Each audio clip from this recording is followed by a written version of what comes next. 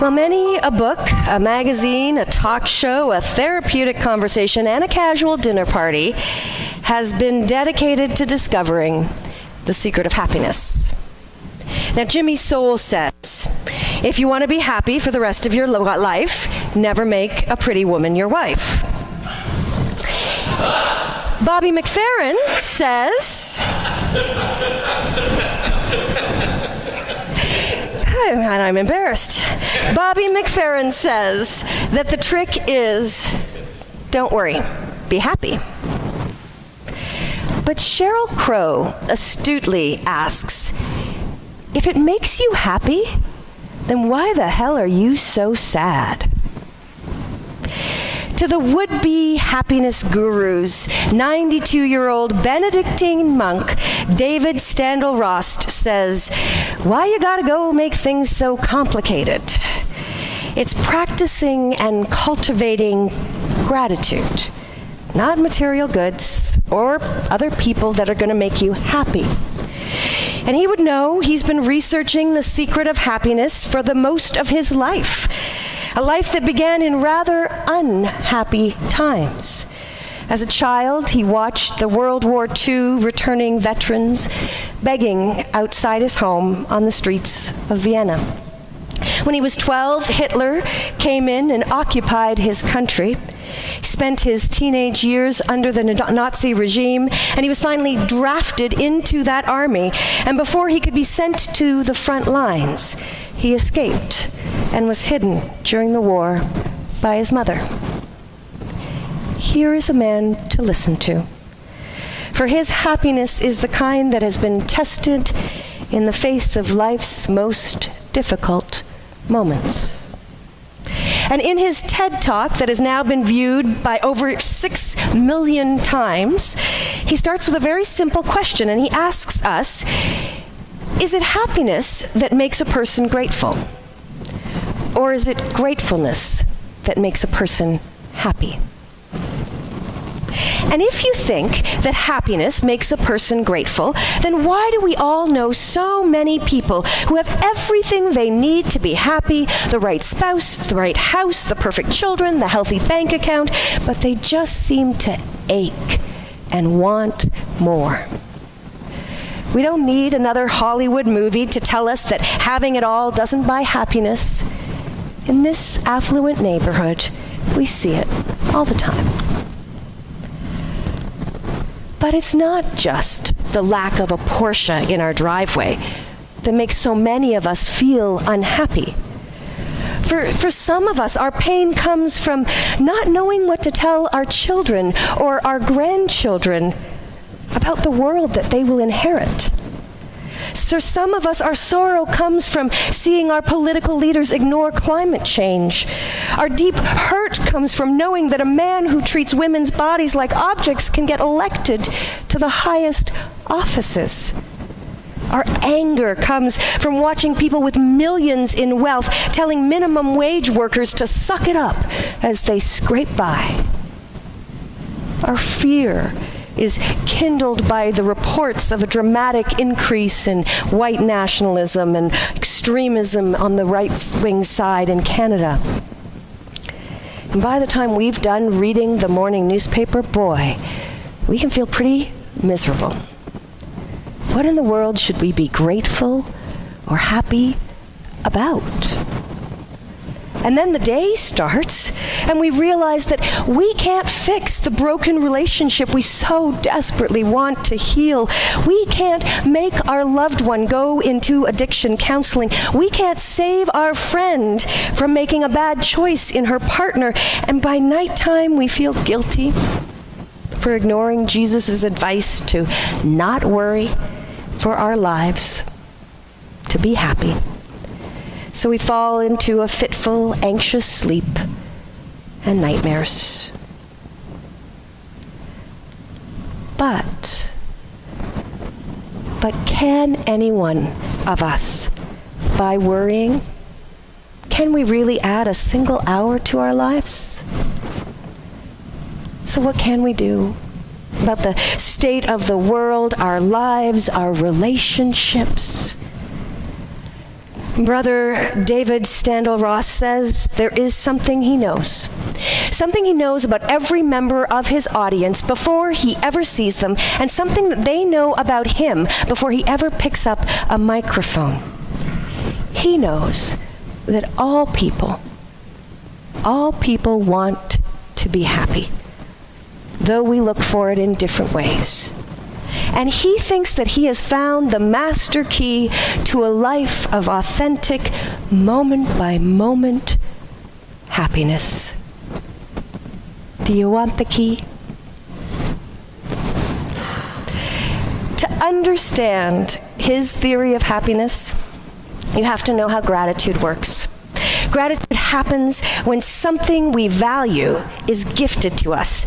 And when these two things come together, something that we treasure, that we think is special, important, is freely given. We don't have to earn it. We don't have to do anything to have it. When those two things come together, suddenly gratitude and happiness spontaneously wells up in our heart.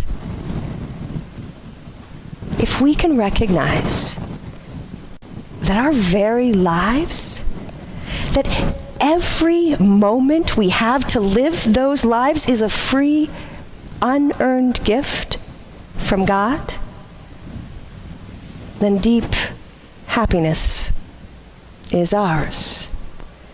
So easy to say, so much harder to do.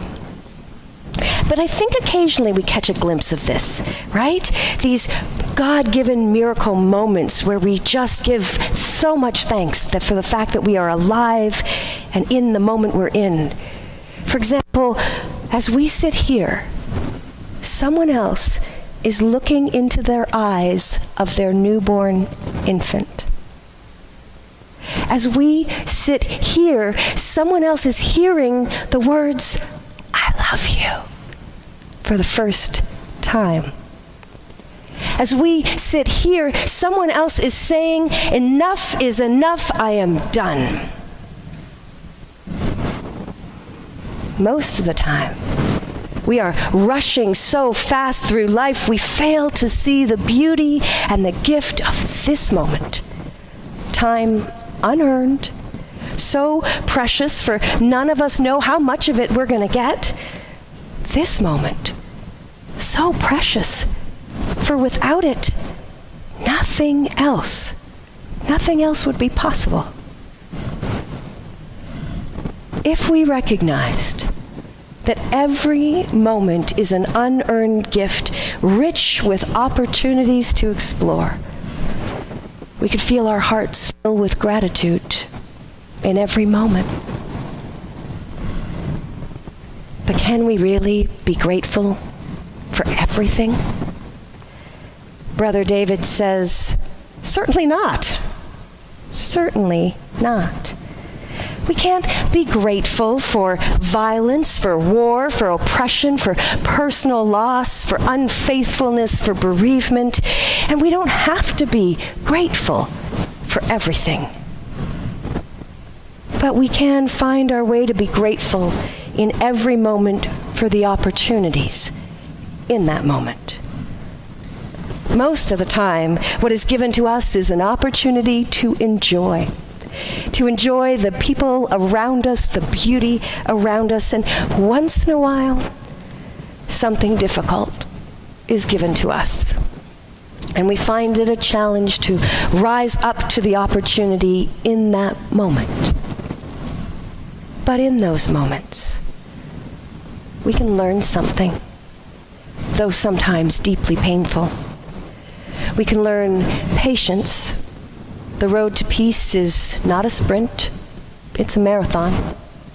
We can learn to stand up in those moments for our convictions.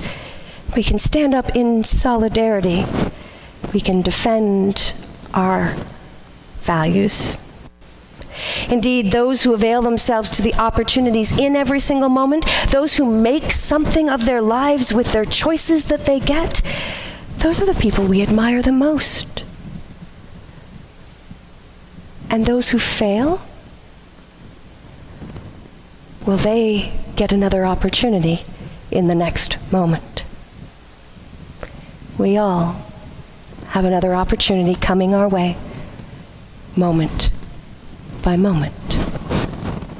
That is the wonderful richness of life. Now, Brother David has a simple enough method that he practices himself. It's called stop, look, go. He says he learned it as a child crossing the street. Stop, look, go. For most of us, we need to put the red lights into our lives, reasons to stop, ways to pause. For him, he puts sticky notes on the tap to remind him of the gift of water that many people in the world and even in this country do not have. He puts sticky notes on the light switch to remember that electricity is a gift. He invites us to think about ways that we could pause, to appreciate that this moment is all we have. It's a gift for us to choose what to do with. And after we stop, we look. We use the senses, sight, sound, taste, smell, touch, the richness of the moment all around us, and we take into the knowledge of divine presence. And we open ourselves up to the opportunities to do something for ourselves and for someone else, because after all, nothing makes us happier than when others around us are happy too. And after you've stopped and looked, well, it's time to go. To choose how you will take part in the building of God's kingdom. Most of the time we participate by delighting. That's all that's asked of us, to delight. Occasionally we're called to something more difficult. If you're looking to change the world, then gratitude has to be part of your practice. If you're looking to change the world, and we need world changers, then gratitude has to be part of your practice. Because it's been shown to increase physical, psychological health, to build resilience in the face of trauma, to build empathy and generosity in the face of division and fear and scarcity mentality. Do not worry about your lives, for God is once again at work, presenting you with the gift of this moment and the opportunity to shape your story and our collective future in ways that are life-giving and eternal. For the gift of this life, so rich with opportunities to praise and follow you, God, we give thanks. Amen.